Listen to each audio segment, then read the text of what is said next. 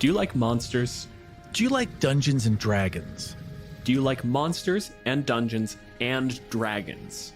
Then do we have a show for you. Kill Every Monster is a bi-weekly DM deep dive into every monster in the manual. The first part is a discussion about creature mechanics and lore, and the second half is a one-shot AP where the guest takes on the role of the monster. Each episode of Kill Every Monster is a contained story, so you never have to worry about being caught up or listening out of order. Pick any monster you like and jump right in. For a Dryad episode, Emily Booza talked about how these tree ladies are really just grown-up fairies. Like that concept of there are fairies that are specifically assigned to a flower, like stuck in my head as a kid, and I really remember really loving those. And I feel like the Dryad can be kind of, again, it's a grown-up fairy. It's the grown-up version of that concept of just, you're too big for just a flower. You need a whole tree. I like this accidental idea of almost the hermit crab dryad mentality of like, well, I was born, I had a dandelion, and then all the wisps flew away and I had to move. So I lived in a rose bush for a while, and then there was an apple tree growing nearby, and that was really nice. I love that. I want a children's book of that concept. I want a children's book of that concept now, please. Universe. To find out more about the show and where you can listen, head on over to killeverymonster.com. And we'll see you next time for Kill Every Monster.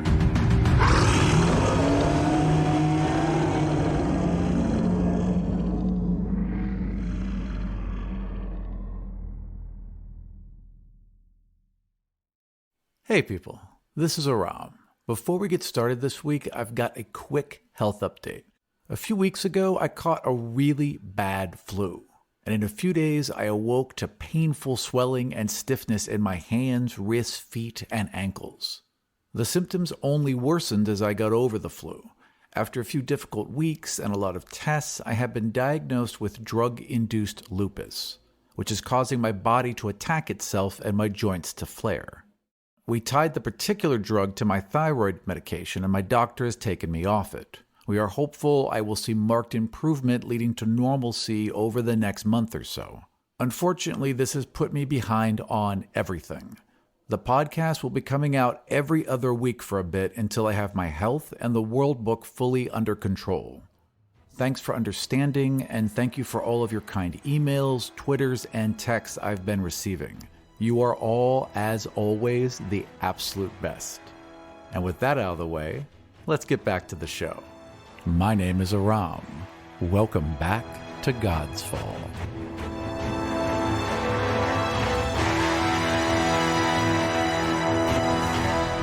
Godsfall is a custom Dungeons & Dragons game that is played and recorded in Washington, D.C. and written and produced in Chicago.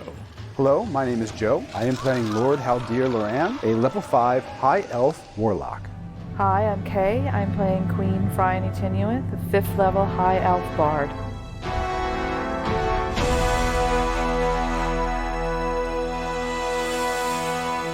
Previously on Godsfall.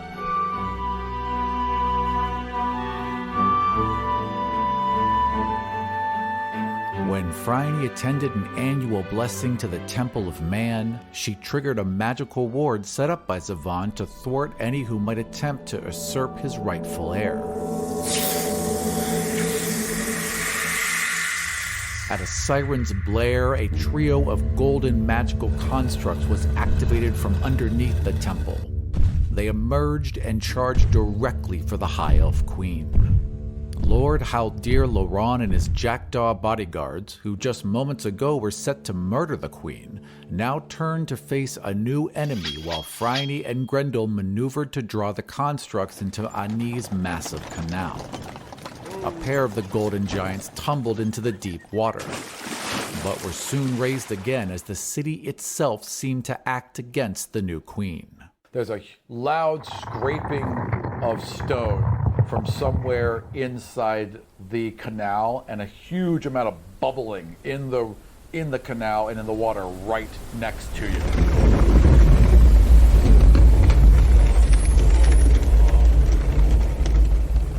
Realizing that she would need a lot more power to deal with this threat, Phryane ordered a guard to race her on horseback to the throne room so she could make a bridge with the Tear of Sito and deal with Zavan once and for all. Can I touch the Tear of Sito? You would have... Is it reachable? So it is, I mean, it's a good 60 feet in the air in a solid glass column that goes all the way to the ceiling and is open at the top at the Queen's Garden.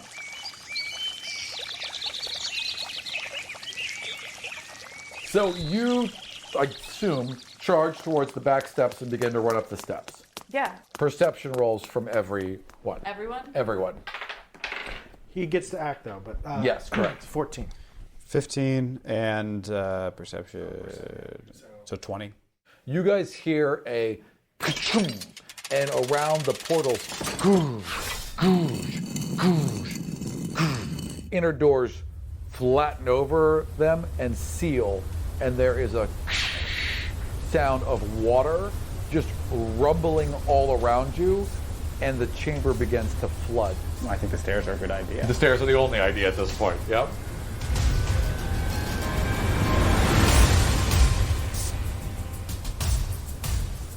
You all are up to the garden. Water is bubbling up through. You guys can see clearly at this point 3 golden golems emerging from the edge of the pond, starting to make their way towards the main tower. I'm jumping into the thing. All right, so you basically all see Phryane. She kind of steps to the edge of this huge circular pool that's at the very, very top of this fountain. She closes her eyes, she folds her arms in, and the water just separates. There's this huge, now towering hole in the middle, and she just steps in and vanishes. So Phryane has leapt off the edge of this thing and plunged downwards. As you watch her plunge down, the water swirls into that same purple and pink energy from the astral realm, and she literally vanishes into a portal of energy. I'm making finger, which could probably be very obscene. Freud would have something to say about what's happening here. Yes, absolutely. So she vanishes in the hole. Right. Right. Yes, exactly. And it comes back out and then goes right back in. Yes, over and over again. Just pops up and down. So she steps in and vanishes, and you can see this glistening purple and pink energy. I know. I'm sorry. I'm going to put the hands down. You can see a glistening portal of energy. You can see a portal of energy directly below her, and what looks like the bottom of the sea. It's very hard to tell. The jackdaws have their weapons raised. They have formed a perimeter around the circle. I imagine Gringle's freaking out. Yeah, Gringle would be freaking out, but it's her place to do this, Sure. not Gringle's place to touch the gem or whatever. Right. So he's sort of standing at the periphery and stay away from the queen. She just jumped in. Yeah. It's the most physical thing she's done. That's true. Is plummet. That's true. So my options are jump in behind her or stay there. So Yep. this is a very significant decision I was not expecting to make Right away. immediately. Yep. Are the golems still here? The golems, so at this point, if you're looking down over the edge, you see that the golems have made it through that first area of water and are converging on the tower you're in. But they're still outside. Yes, way outside. And down. Is the water level still rising in the... No, so the water has swirled. No, in the city, in the chamber. No, because the water was raising in the chamber, right? And there were like these metal snake And there were things. the eels. So as far as you'd have to go back down into it, but as far as you know, okay, so we're okay. Right, all right. It is filled, and it's still kind of spilling out over the top. Right. So you imagine it's still filled inside. Right. As you're thinking that, and the golems are walking forward, the main doors of the palace open for them as has been happening, and water begins gushing out of the side. What the hell, Ray? Not that he's directing you towards a certain. Yeah, right. I was gonna say, what the hell, Ray? I'm going in. All right, let's jump. Do I have my figurines and everything with me? I want to make sure I have my lions. You have them come with me. Do you want them to come with you? I want them to. Yeah. All right. Absolutely, I want them to come with me. All right. So you kind of lean down, and you're like with Yanya and was it Lona and Yanya? Yes. Right? It was, right? Okay, so you were like, Lona, Yanya, and you leap down, and they kind of look at each other, and like if a cat could shrug, and then they kind of jump in with you.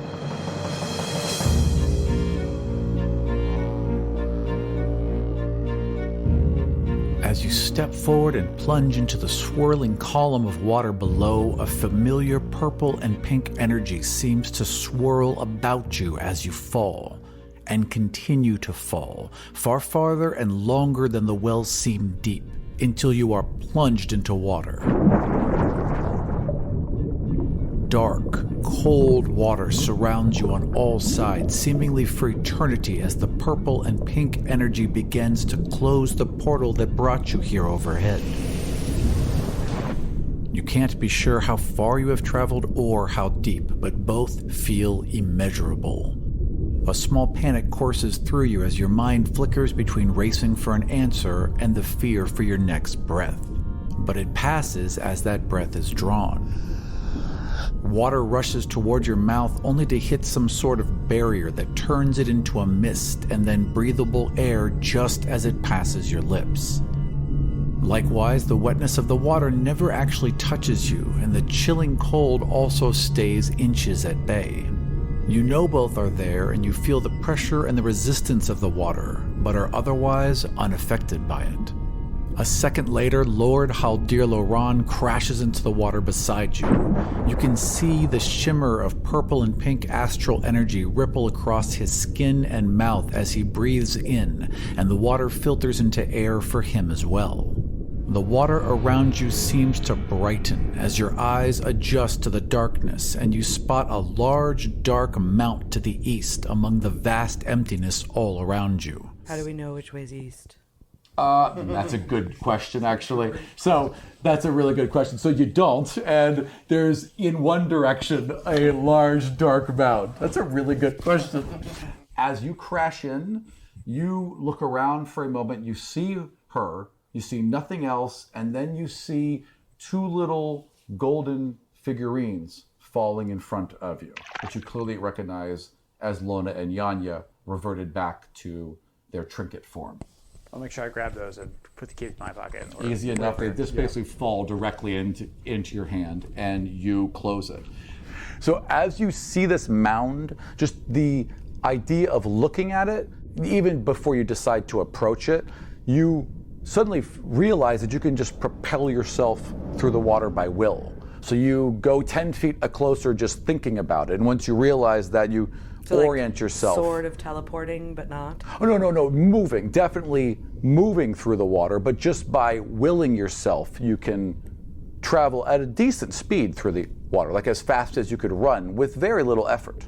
Just kind of floating in deep water. How far away is this mound? The mound. Do they see each other? Yes, they're probably 20 or 30 feet from each other. The mound is at this speed that you seem to be able to propel yourself, maybe 5 or 6 minutes, you would estimate. It's kind of hard to tell because it's pretty dark still.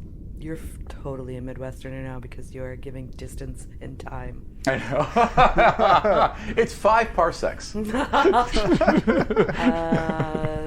Do I get any sort of sense from the mound? Do you? Like, is it like neutral? Is it warm? Is it foreboding? Like, what sort of emotional, I guess, reaction is there to this mound? So you reach out with your divinity, and there is just pain and sadness and loneliness just in crushing waves coming towards you. That's what you're feeling. In a dangerous way? No, in like a defeated way. Oh. In a completely crushing, defeated, lengthy, drawn-out way. Like the same feeling you might get from someone in solitary confinement.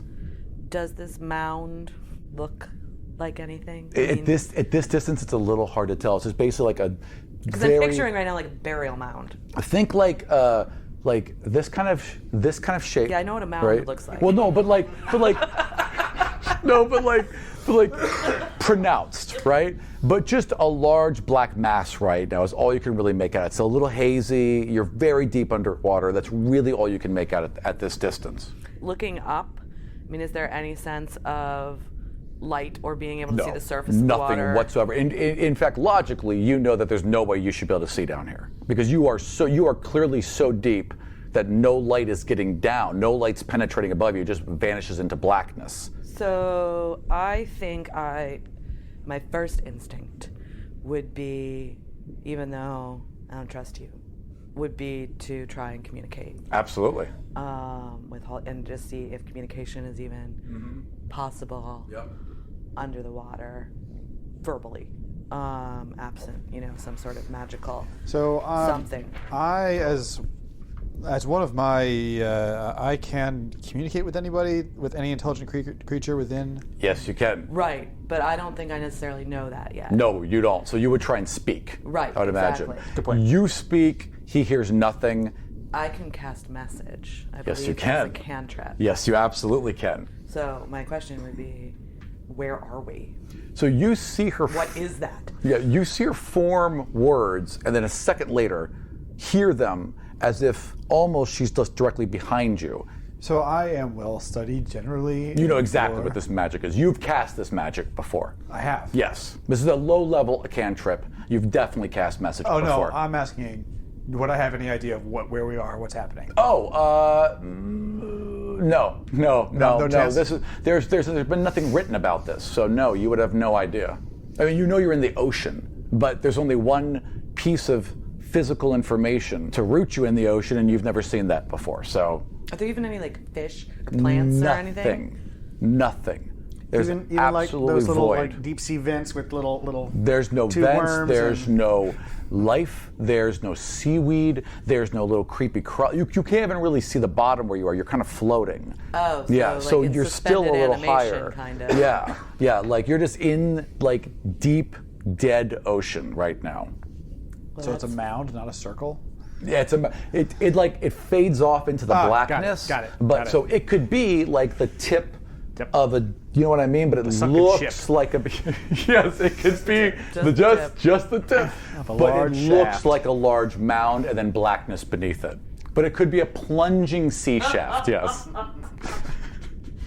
I say, I'll whisper, You're going to have to say words you don't like to say, which is, I don't know. I was trying to think of a way to say that when I was saying that. All right? I'm sorry, Your Majesty. I don't know. So I think at this point... You're the one who jumped in the portal first. You didn't have to follow me. If you'd minded your own business and weren't so power hungry, you wouldn't be in this situation. If you hadn't tried to kidnap me...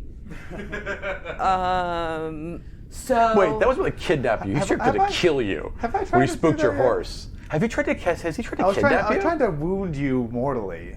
Well, I tried to get a golem to wound you mortally. Is what I tried to do. Oh, that's right. I wasn't really. I don't know if I profit off your death quite, or I was going to profit off your death quite yet. But I was trying to get you hurt or spooked or something. Yeah, weren't you gonna try though and rescue me so I would trust you? Yeah. That's not a kidnap though. That's a legitimate, Oh, rescue. Jump in front and save your life kind of thing. I see what you're saying. Yeah. Well, now here we are. Yeah. Look where that got us. What I would do, my instinct would be more light. I'm sure I have some spell that does more light. I think there's fairy dancing lights. Yeah. There are definitely the best one is. Bard spells 5e. You have two options at level 0. So these are things you can cast whenever you want. You have dancing lights, which creates up to 4 torch-sized lights within range that appear as torches or lanterns or glowing orbs that hover in the air for a duration. You can mix and match, send them out a little bit from you. You can also cast light that creates Wait a minute. I have my pouch. You have your pouch as well. I'm never without my pouch. Never without your pouch. It's directly on you. And it's waterproof, by the way. Of course it is. Of course it is. Yeah, it's magical. It's a magical portal. It only lets in and only takes out what you want. So, of course, it's waterproof. And in my pouch, I have godstones. Yes, you do. So, I'm just going to, pull out some godstone action and use that so I don't have to waste magical energy. As you pull out, so she pulls out a purple and pink rock that instantly glows the second she puts her hand around it, brightly, like the brightest lantern. Filling, I would say, a 30-foot pool around you with a nice bright glow. Which is a risk. Haldir might know what this is. Actually, yeah. I'll go ahead and roll me a. What the fuck would I have him roll? Arcana. Yeah. Arcana, you said? Yep.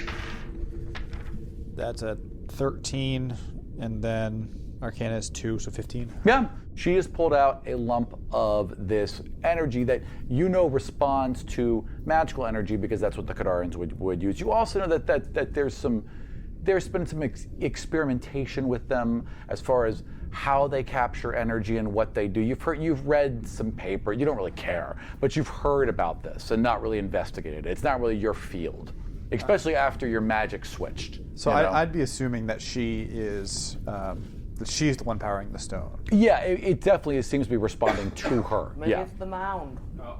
I was thinking maybe it's whatever energy it could be teleported us into the middle of a fucking ocean. It could be that too, absolutely. So, you see like a glow around you. It doesn't extend to the mound because you're still too far, but about 30 or 40 feet around you is now relatively well lit. So it's 5 minutes away, is what you said. Yeah, roughly. Picturing us, or like describing us, like propelling ourselves through the water. All I can picture is, Disney's Robin Hood movie. So, the snake, who's like the aide to Prince John. Right. Somehow he gets his head stuck in a balloon at the fair where they're trying to capture Robin Hood. Yes. And then he propels himself in the balloon with his tail as a little propeller. Right. And there's a noise and everything. And so that is like... It's him. It's Robin Hood. I've just come till I tell His Majesty. All I can picture. Yes, your legs are spinning counterclockwise, and you are zipping through the water. I'm hearing that noise in my head, which is really sort of taking away some of the from the scene, foreboding, nature. There's nothing for miles around. Exactly. Like I'm just waiting for like a kind of hot cartoon fox to show up. He was a part of all of our sexual awakening. Yeah, absolutely. Yep.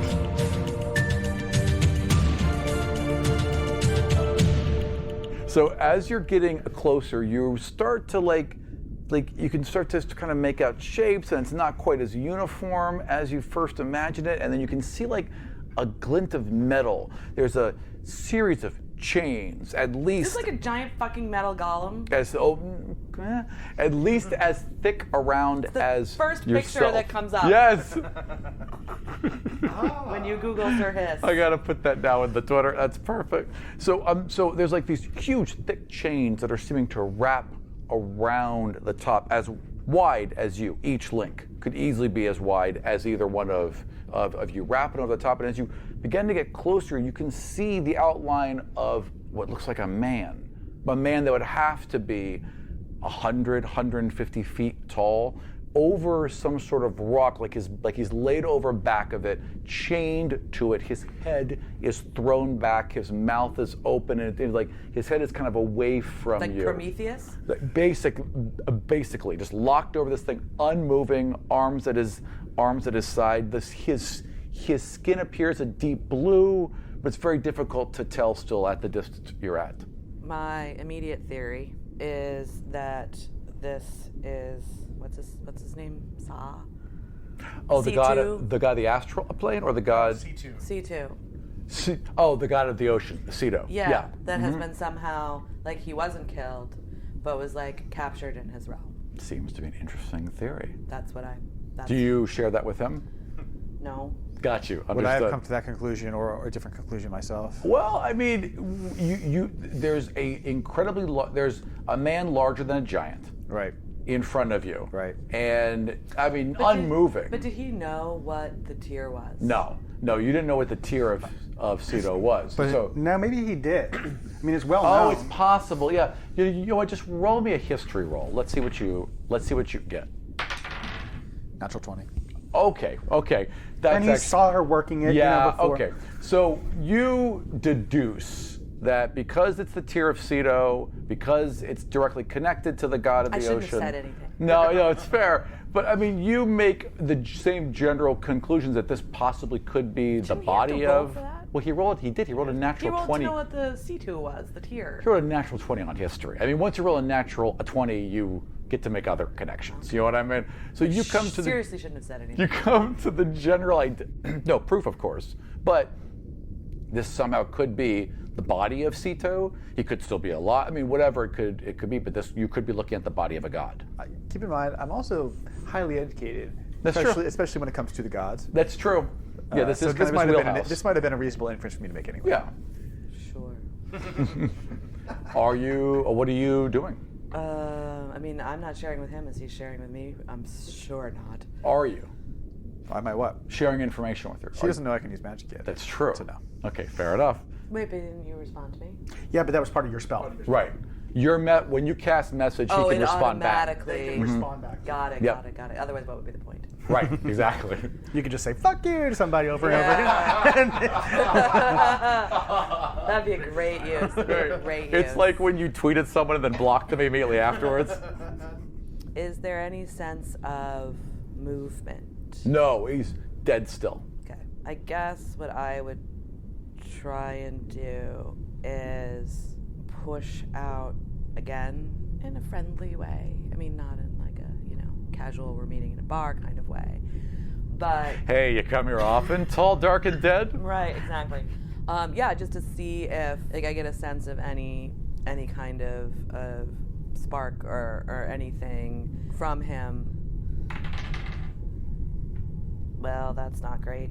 A 6. Okay, so you again reach out and you're like, here as friends and calm and you are just nailed with waves of crushing sadness and loneliness and despair and pain to the point where it actually feels like a weight on your chest, and you see her kind of like stop and kind of grab at her neck and almost look a little panicked for a second, and then it clears, but you have to let go of it. You have to push it away from you. Okay. So, what do I know about C2? This is what you know. You know that he was the very first friend of Zavan, that when Zavan became the god of man, C2 was the first one to actually reach out and try and form a bond with them, and that they were, as near as you can make the comparison, best friends. They fought alongside each other, and Sito died defending him and defending Ani. Part of the reason why Ani is surrounded with an ocean is because Sito called it forth to put out the fires that were blazing all around it that Sephor had set. Why? No one really knows. The Gods' War ended in an hour. They were gods. They didn't really explain themselves. But they were aligned with each other, is what you know. Right. I guess my question is, would Zavan have done the same? There's no way to know. They seem to be loyal. Again, the official stories would be yes, but who knows? Okay, so... Or maybe he just really fucking hated his brother Sephor. Right, Yeah. That's true. Any number of things. Yep. So, basically what I know is, what I theorize is that the bestie of the residual energy of the god that just tried to murder me is here. Do I have any sense, or is there a way to assess whether or not we are even still in reality in the reality in the Godsfall world, or in the eye as opposed to beyond?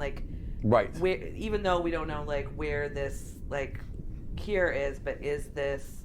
Every time you have been in a separate reality, it's been infested with that purple and pink energy. It's felt different. It's been wispy at the edges. There's been a different texture to reality. None of that is here. You feel that energy, again, separating you from the ocean and separating you from feeling the crushing cold and death that you would feel from the ocean. But otherwise than that, this all feels very real. Okay. And would there be any way to establish whether or not we were on which side of the world storm?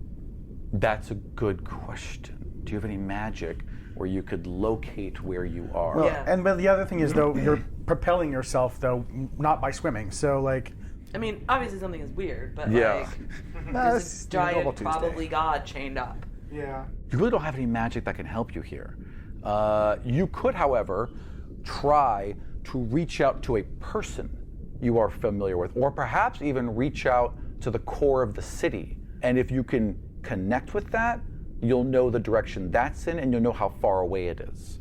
Because my other instinct was to try and connect with Dorro and have him teleport me the fuck out of here, because I don't like it. Yeah, fair enough. It's creepy as shit. and I don't really care about him.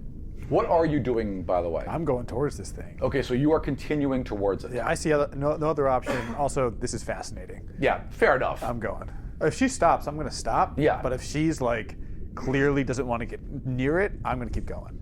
If I get close enough to her, can we touch each other? You can try, certainly, yeah. Okay, so what I'd like to do is go up to her and try and reach out into her bubble area. Okay. Right? Personal space. Sure. Kay is giving me a look right now. And I'm going to face her, and I'm going to reach out and try and like touch her arm, up her shoulder, to see if I can kind of connect the bubbles. Gotcha. So my instinct is to recoil. Okay. However, I don't need any enemies. Fair enough. This far under the water. I love your practicality.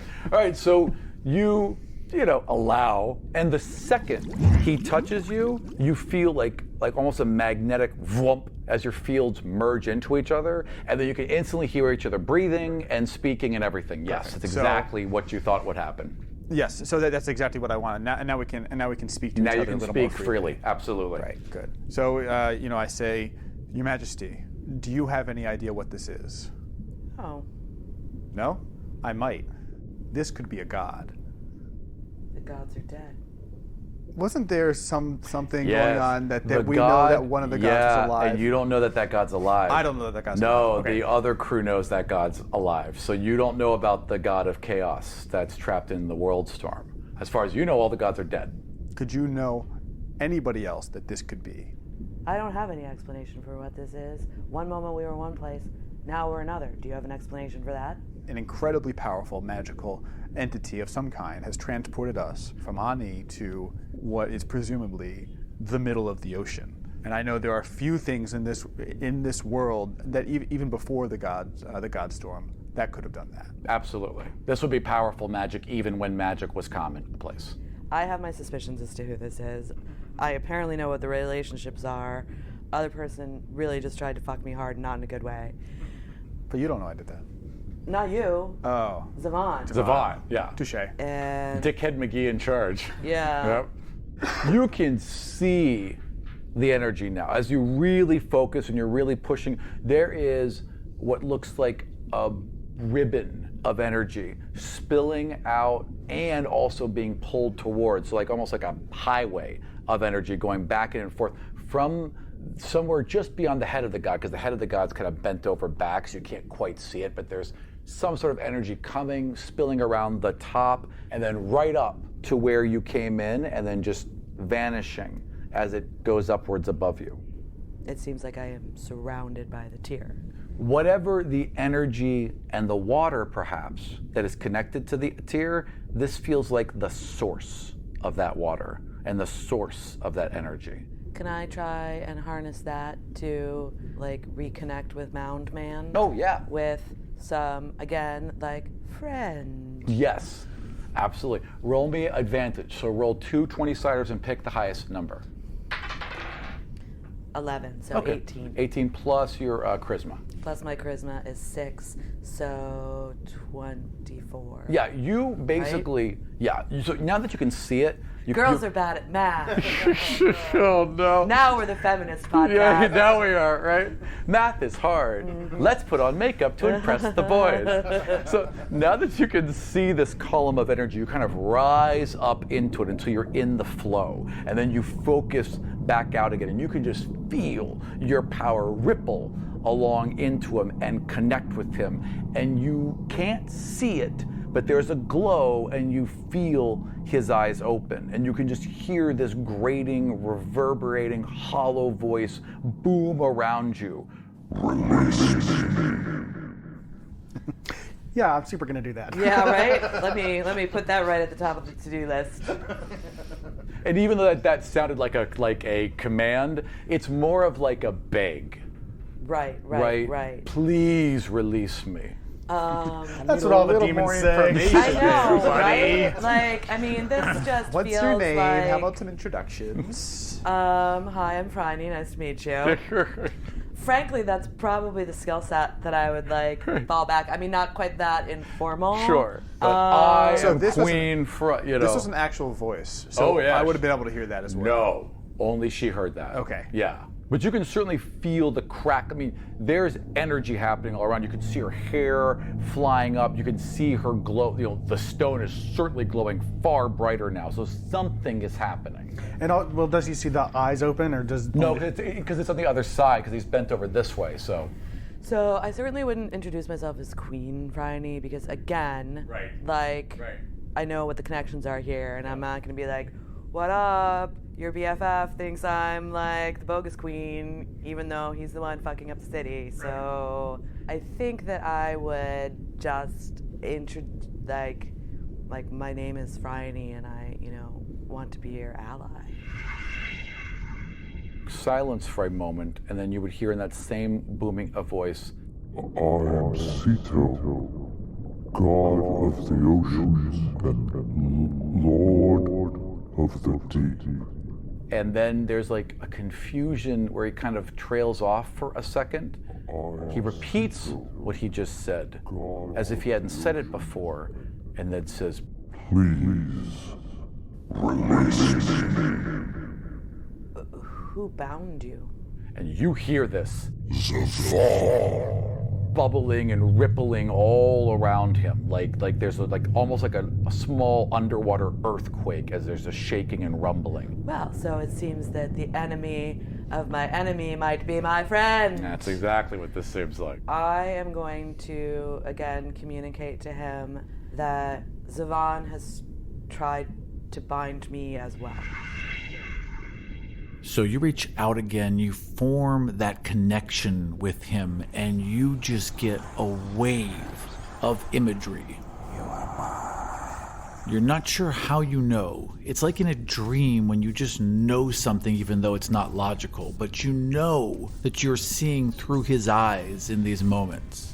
And you see Zavon towering over you with his knee in your throat, pulling on this massive set of chains as he binds you beneath the water. And then in the next second, you're right back here in the ocean, floating next to Haldir. Do you know how you can be released? Yes. As he says that, right over the mound, there's a bright blue light that begins to glow in response. I mean, I just want to peep. Sure. Do you go with her? Yeah. Okay. This is straight up anglerfish, by the way. This is absolutely an anglerfish scenario, right? Where they're going to lure you in with a light and then fucking murder you. Right. Wait, what is this? Do you know what anglerfish with the? Oh yeah. I mean, but what other option is there at this point, I mean, right? I guess first, can I There is sense no anything other option. from the light? Is it malevolent or No, is it? it's not. In fact, you can feel the emotion shift for just a moment to something not unlike hope, and then back into this crushing despair. And that hope seems to be centered in that light. Then again, though, okay, I'm not there, but this crushing despair might be the thing that powers Ani. So it's like Houston. As you're getting nearer, you can now clearly see that it is indeed a man bound over this rock. Huge, massive chains that are covering him, that are all covered in silvery ruins that seem to glow and shift with magical energy as they flow over him. Perception rolls from both of you, please. 14. Perception, 21. Okay. You don't notice anything. You're pretty focused on her talking. You're talking As you back. should be. Right. Exactly. But as you do, out of the corner of your eye, you see something move. There's something on the god that seems to be part of him, like his finger, and then all of a sudden it shifts and it's gone. Roll me one more perception. I'll probably nail this one too. 22. Oh yeah. So you search around for it for a second, and then you spot what looks like a squid, maybe the size of a bus. Well, not a bus, you don't know what a bus is. Elephant. Down and has now come around the edge here. Michael and I are just looking at each other. Well, it can't be couldn't be a bus. Well, no, I know it's is. a bus, but like elephants are not the same size as a bus. No, it's true. Like a giant squid. Like a small fine, like a giant squid. Squished together. Like a small schooner, right? It's like yeah. And it is slid back. A barge. And is a barge, perfect. And it seems to be coming around the side of him. Towards us? Well, it's definitely coming around this way, so it'll be closer. Is it a malevolent squid?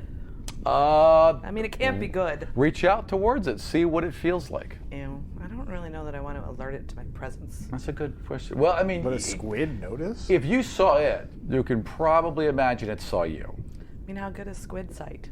Better than yours. And you literally are In its holding whole- up, and you're in its- holding up in its the brightest yeah, lantern. and you are a very... that got much brighter. Just when you need Torrvic. Right? Yeah, it definitely is approaching This you. perception skill is real handy. In an angry way? Who wants to give you determined is what it feels. Yeah, Determined. you're feeling like a definite like It is it personal. is focused. It is a task to complete. And I don't see it coming. No, you had no clue it's coming yet. How far am I from the mound? At the speed it's traveling, I would say that you're probably a couple hundred feet from the mound, and maybe 4 rounds away from making contact with this squid.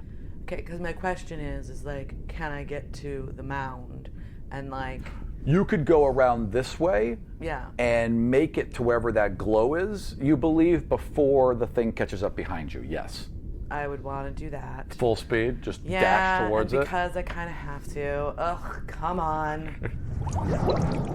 And so I'm going to ask, what's happening? So you guys are like What's now the issue? quickly, just like zipping through the water Right. towards this thing, yeah. Don't question your queen. What did you see? Don't question your queen. Roll perception I guess I have again. no other option at see this if point. You see if you see any. But I know that she's anything bothered by else. something, so yeah, I would like to roll. 18. Okay, actually, you don't see the one behind you, but you see as you're zipping around now, you see something else peel off the top and fall in behind you as well. And you don't know what it is, but there's a large force that seems to be able to change color and shape and become transparent. So now it's like this shimmering, semi-invisible thing coming up behind A you. giant cuttlefish. Basically, Oh, I was picturing a jellyfish, but okay. it's something that changes that fast. So but it's different than the squid thing. No, it's the same creature, but it's a different color. Okay. It changed. I mean, like it's the same size. He just didn't get as good of a look at it as you did. Okay, but they're both squids. Yeah, definitely. So basically, there's like a nest of squid, That seems to be true. Yeah. which I thought were solitary creatures, but I guess we are in a world of magic. Yeah. Yeah. Also, God flesh is tasty. Also, maybe a guardian. So he really is. He's like underwater Prometheus, and the squid are the eagles. As you are getting closer, there's giant chunks missing from him. And where one of those creatures rolled off, He's not there's alive. definitely like a chewed through hole. But even as you're looking at it, it's healing up. That is Except opposite Prometheus, because he is not the god of man. Right. The god of man's the one who put him here. Yeah. Yep. Twist. Yeah. Well, this can't be good. Oh, it's all bad. Yeah, it's like it all feels bad. I just want to tell her that we have something else coming behind us. Okay. Whatever you're running from before, there might be another. Well, that is most unfortunate. Propel faster. All right.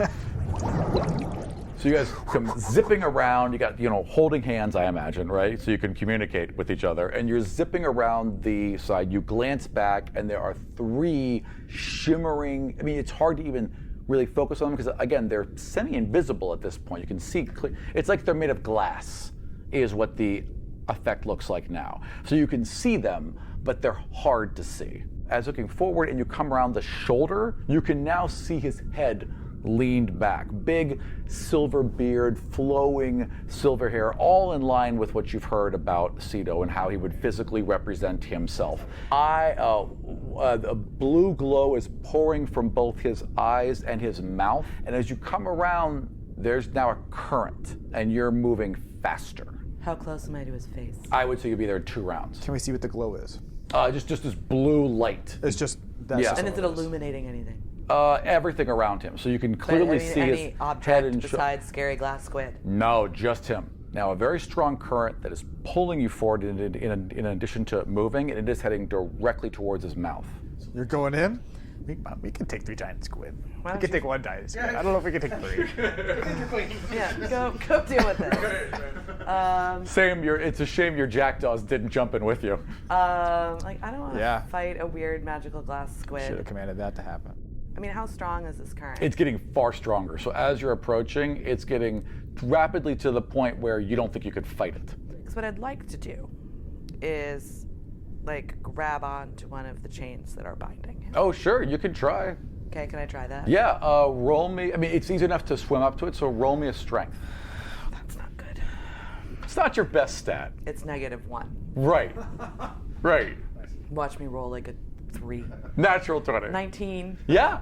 So you grip this edge. Actually, 18 with my right, -1. Yeah, you're barely holding on even with that, but you can stabilize yourself for a moment. So each round you're gonna have to hold because it is pulling you very hard. In fact, you need to roll to see if you don't zip right past her. So you've seen her like reach out, grab a chain, and stop herself as the current is whipping past her and pulling on her hair. What do you want to do? So what I would like to do is, I guess, also grab the chain until I know what she's doing. Because at this point, I realize I am a bystander here, most likely, because all this is meant for her. So I'm probably not leaving. It does seem a little meant for her. Yep, yeah, that seems like a fair assumption. Wait, sorry, what's meant for me? Everything. Oh yeah. So 6. I mean, as it should be, even though it's scary. Sure. So 7. Yeah, you reach out for that chain and you just whiff. Can I summon a whip instead and whip it around? Yes, you could try that as your last minute thing. Yeah. Damn straight. All right, roll to hit first. So when it says packed weapon, there's a +1 attack bonus. Yeah, well, that should be more than +1. Hang on. No, it's a +4. Sorry, I'm sorry. Yes. It's a +4 attack bonus. Perfect. And then damage and type, it says 1d10. Right. So roll a die 20 and add 4 to hit. Okay. Oh, okay. Okay, 20. Oh, you rolled a natural 20? No, I rolled a 16. That's enough. So you see him whiff the chain and get zipped right past you, and at the last second, this magical whip of this deep, reddish crimson energy that crackles and fizzles in the water. Seems ominous. Snaps out from it. Doesn't well, feel like... you've seen me do this before. Yeah, when you've seen him pull the sword out before. When I pulled the sword out, and also when we fought the golems with the big hammer. Correct. And he whips this chain. It is able to... Whips are a little scarier. That's true. But he's able to basically just hold on as well. And the current is, pulling him straight out as he's holding on the edge of this whip. You can't... The only way to talk to him now, because you can't touch him, is message. I'd like to, lay a hand on him. Yes, actually touch his flesh. Make physical connection. You could do that. I would like to be placed, somewhere where it could be almost like a caressing gesture. Sure. I don't know where on the body we are. Okay. Rub his nipple. So yeah, I'm gonna just a little nipple tweak. Yeah. Yep. It's cold, so they're very, very present. That really signifies comfort. I'm really on your side. It's big. It would be like. Areolas would be massive. It would be gigantic, right? It would be like like a merry-go-round. It'd be like the size of a kid's merry-go-round. You are really bad at size because before you're this is a 100-foot tall dude. Wait, no, I'm sorry. And now his nipples are the size of a merry-go-round. Not the thing with the horses. What's that damn thing you would just push that would spin? Oh yeah. I know what you're talking about. I guess that is also a merry-go-round. Is that also a merry-go-round? Yeah. So roughly that kind of size. The horses is a carousel. Right, not the whole thing with the horses and the music. Playground. Exactly. Version. About that size. I mean, those are still pretty sizable nips. Yeah. Oh yeah. Some serious nips. Yeah. If he was a normal-sized dude, they would not be small nipples. Okay. Moving on. This is important detail. It really It's gonna be for the fan art. I was gonna say it builds a really rich sense of the world. Yep. Make it happen. Anyway, so what I would like to do is reach up as much as we'll still holding my purchase. Totally. Touch him. Yep. Perhaps reaching heartwards since I'm by the nip. We're in this together, kinda. You got The moment you touch him, you know two things right away. You know that his body is being used as a vessel to transport magic and energy and water from where he is to Ani. There's an absolute dead link there that is permanent. The other thing you know instantly is that he's dead. This body is a corpse that you are touching right now, but there is a soul trapped within it. Otherwise than that, it's very difficult to make a direct connection. It feels, again, like you're talking to an echo, and it keeps repeating back the same information to you. But there's something, there is a soul in there that feels divine. And you have to roll a strength check to hold on as well. 11. She zips past you. You can try and grab her. Yeah, right. All right. Roll me a strength. 19. All right. Boom. Now roll me a second one to hold on. 15. Okay. So he's straining, but he's got you in one hand, he's got his whip in the other hand, and you're just being pulled out in a chain right now. You can talk freely because you're holding each other. I want to ask this guy through my voice thing. Sure. How? Because he said release me, Mhm, right? yeah. The last one. So I want to ask how. Again, unfortunately, it's like you're talking to a loop. You just get, I am the god, I am Sito, the god of the sea, release me. You're just getting the same information over and over back from him. Frustrating, isn't it? Frustrating. So then I'd like to yell. That's actually a really good point. There's been 2 rounds. I need perception from both of you. Oh, that's not high. Thanks, Assistant DM. 14. 28. Oh yeah, you see them coming. They're basically a round away. They are now coming around the shoulder, and all 3 are bearing down on you. You're a little focused, holding. Oh yeah. So I want to ask. So I ask, do you have a plan? To me? Yes, to you. You can hear me. Do I look like I have a plan? Is that your answer? Yes. Then I say okay, and I let go, and we're going in. All right. So as the squids are, as you don't even see them, but as the squids are like descending around back, he lets go just in time. The whip, actually, it's my magical whip. You don't even let go. You just will the whip to let go. So it and then zoom, you guys get zipped out, spiraled around. You're a little disoriented, and then you are both sucked directly into this thing's mouth, and you both spiral into complete darkness.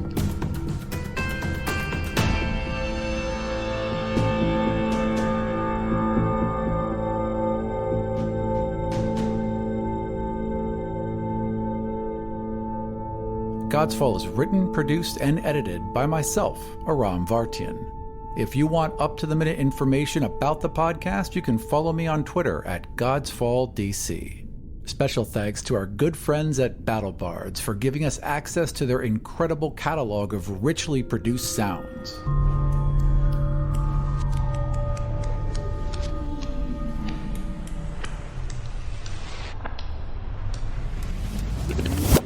Be sure to check them out at battlebards.com. And a special thanks to all of our loyal Patreon supporters. Without you, this show could not continue. If you'd like to support Godsfall, get access to exclusive Patreon supporter content, and get episodes of Season 3 before they're released publicly, head over to patreon.com/Godsfall. That's all from us this week. We have original maps, art, character sheets, and more on our website at godsfall.com, as well as links to our Patreon account and official Godsfall t-shirts. So see you next time in the world of the 5 Kingdoms.